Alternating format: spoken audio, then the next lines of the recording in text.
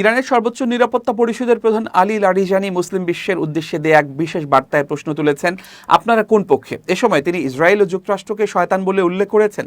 Ali Larijani অভিযোগ, ইসলামী দেশগুলো ইরানকে ত্যাগ করেছে, বিশেষ করে সংযুক্ত আরব আমিরাতের সমালোচনা করেন, যারা নিজেদের লক্ষ্যবস্তুতে হামলার পর তেহরানকে শত্রু হিসেবে উল্লেখ করেছে।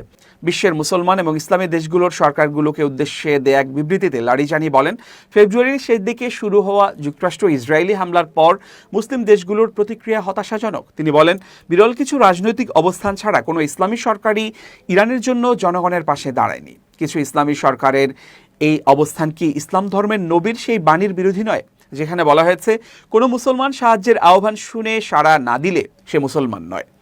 তিনি প্রশ্ন তুলে বলেন, তাহলে এটি কেমন ইসলাম? সংযুক্ত আরব আমিরাতের প্রতি ইঙ্গিত করে লারিজানি বলেন, কিছু সরকার ইরানকে শত্রু বলছে, কারণ ইরান তাদের ভূখণ্ডে থাকা মার্কিন ঘাঁটি ও যুক্তরাষ্ট্র ইসরায়েলের স্বার্থে হামলা চালিয়েছে। তিনি বলেন, আপনাদের দেশে থাকা মার্কিন ঘাঁটি ব্যবহার করে ইরানের উপর হামলা চালানো হলে ইরান কি চুপ করে বসে থাকবে? এসব দুর্বল অজুহাত।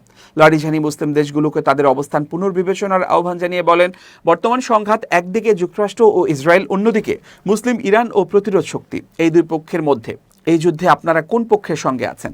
লারিজানি বলেন, অঞ্চলের ভবিষ্যৎ মুসলিম দেশগুলোর বৃহত্তর ঐক্যের উপর নির্ভর করছে। তিনি বলেন, আপনারা জানেন আমেরিকা বিশ্বস্ত নয় এবং ইসরায়েল আপনাদের শত্রু। এক মুহূর্ত থেমে নিজেদের ও অঞ্চলের ভবিষ্যৎ নিয়ে ভাবুন। ইরান আপনাদের মঙ্গল কামনা করেন এবং আপনাদের ওপর আধিপত্য বিস্তার করতে চায় না। তিনি আরও বলেন, ইসলামী উম্মার ঐক্য যদি শক্তভাবে প্রতিষ্ঠিত হয় তাহলে তা সব ইসলামী দেশের নিরাপত্তা, উন্নয়ন ও স্বাধীনতা নিশ্চিত করতে পারে। ইরান গ্রেট শয়তান ও লিটল শয়তান অর্থাৎ যুক্তরাষ্ট্র ও ইসরায়েলের বিরুদ্ধে প্রতিরোধের পথেই এগিয়ে যাচ্ছে।